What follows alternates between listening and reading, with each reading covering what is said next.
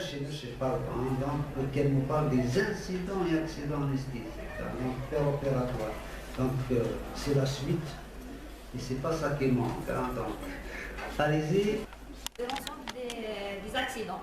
Et elles sont responsables d'une mortalité. Elles sont souvent d'origine ou bien liées à des problèmes techniques, d'où l'intérêt d'un monitorage et une surveillance péropératoire qui est stricte. Et l'amélioration de ces derniers permet de diminuer ces incidents.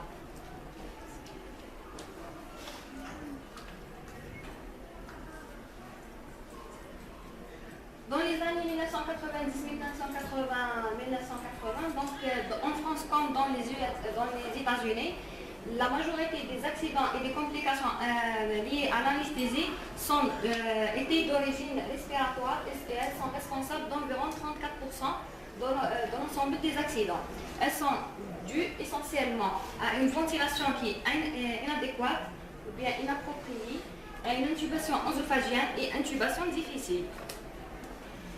Donc c'est une étude ou bien une analyse des incidents et des accidents respiratoires péropératoires qui est réalisée par une étude australienne qui montre que les accidents techniques ou bien les problèmes techniques sont prédominants, suivis par les complications obstructives. Plusieurs facteurs de risque peuvent, donc on peut étayer plusieurs facteurs de risque qui sont classés en fonction des malades et de la chirurgie et de l'anesthésie.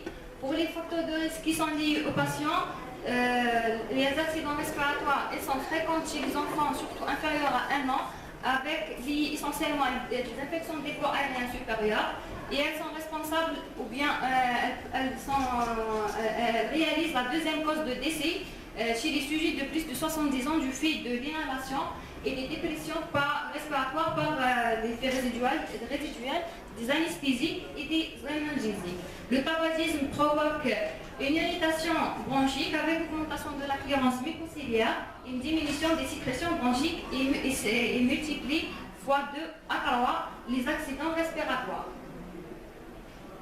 L'obésité, les principaux mécanismes physiopathologiques qui peuvent aboutir à des complications respiratoires sont liés essentiellement à la charge adipeuse qui entraîne une diminution de la compliance thoracique, une diminution des volumes et augmentation des espaces morts, avec association du syndrome de Pickwick et d'apnée du sommeil. Pour la malnutrition, elle réalise essentiellement un retard de cicatrisation avec augmentation du risque de surinfection. Il faut toujours rechercher les antécédents respiratoires des patients, à savoir les pathologies obstructives comme l'asthme et les bronchopnéumopathies obstructives chroniques. Rechercher également les pathologies neuromusculaires et l'existence dans les antécédents d'un pneumothorax ou bien d'une tuberculose. Les antécédents allergiques sont à rechercher systématiquement. Pour les facteurs de risque liés à l'anesthésie, donc l'anesthésie générale expose à une augmentation de la pression intrapulmonaire et une diminution de la compliance pulmonaire, et ça diminue la CRF de 20%. Et par la suite, donc, dans les premières minutes, on observe des alvéolectasies dans 90% des cas chez les patients en décubitus dorsal, en dehors de toute pathologie pulmonaire préexistante. C'est pour cela qu'on préfère la ALR avec peu de retentissement sur la fonction respiratoire et absence de dépression respiratoire, et on évite l'intubation. Pour les facteurs de risque liés à la chirurgie, toute chirurgie suisse-muso-colique et la chirurgie thoracique expose au risque de syndrome de reste restrictif avec diminution de la capacité vitale de 40% et de la CRF de 30%, une diminution de la compliance thoraco-pulmonaire de 25% à J1 post-opératoire. Pour l'anesthésie en situation d'urgence, multiplie le risque de complications respiratoires x 2. Les accidents respiratoires liés à l'anesthésie. Les principaux accidents, on commence par les accidents d'obstruction. Ils sont de l'ordre de 2 types, les accidents mécaniques et les accidents d'obstruction spasmodique. Pour les accidents mécaniques, on a l'obstruction des voies aériennes, qu'on va détailler. Donc, je vais citer la chute de la langue. Donc, en péropératoire, devant la chute de la langue, qu'est-ce qu'on va faire? On va subluxer la mâchoire mise en place d'une canule de guidage, et en cas de curarisation résiduelle, il faut décurariser. En présence de l'œdème de glotte, il faut donc réintuber le malade s'il le faut, voire même trachéotomie avec corticothérapie.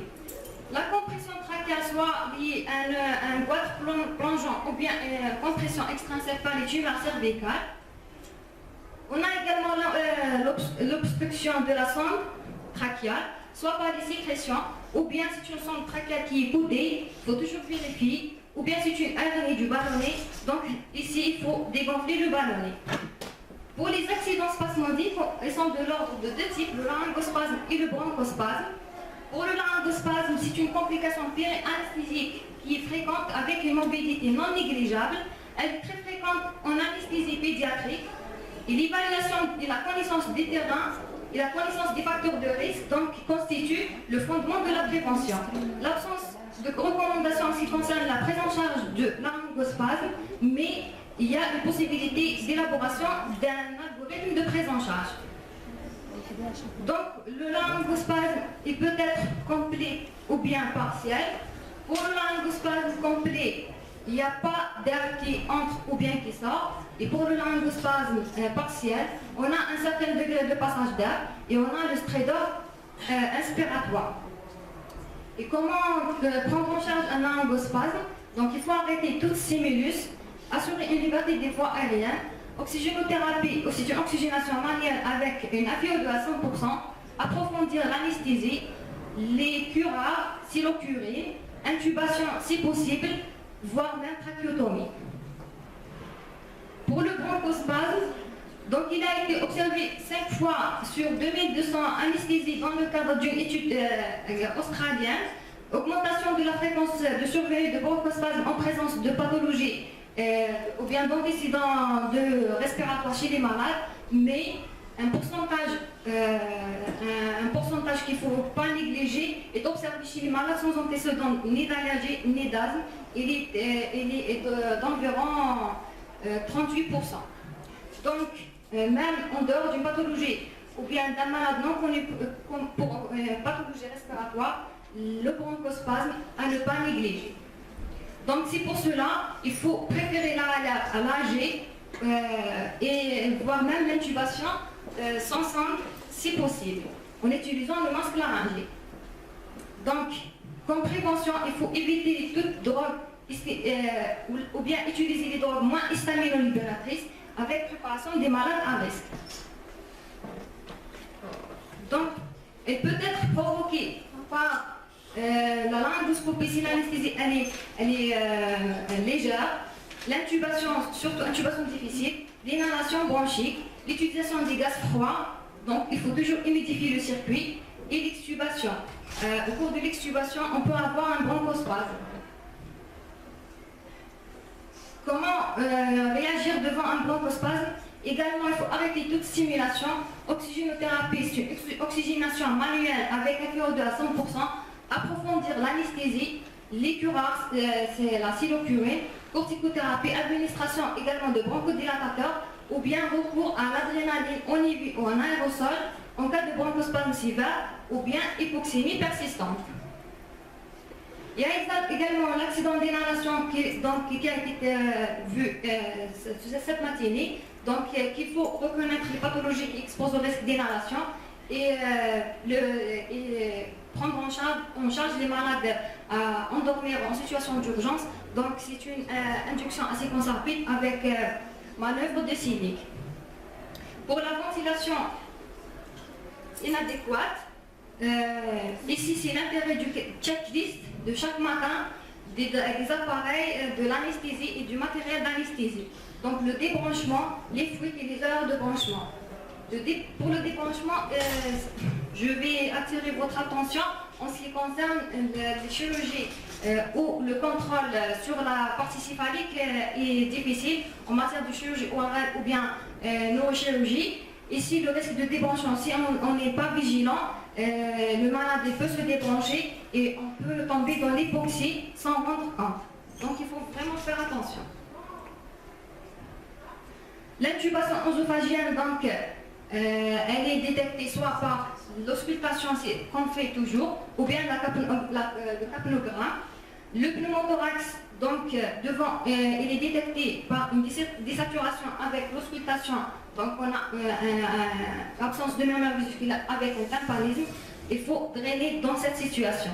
L'OAP, à savoir lésionnelle ou bien de surcharge, surtout en anesthésie pédiatrique, donc par malconnaissance ou la non-connaissance, donc l'équipe d'anesthésie ne calcule pas la quantité ou bien le volume administré chez le bébé, et si on risque de tomber dans l'OAP par surcharge.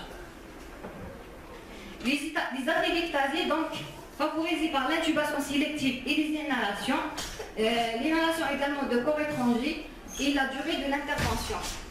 À noter également une durée, lorsque la durée d'intervention elle est longue, la survenue d'atelectasie, le risque de survenue d'atelectasie est important.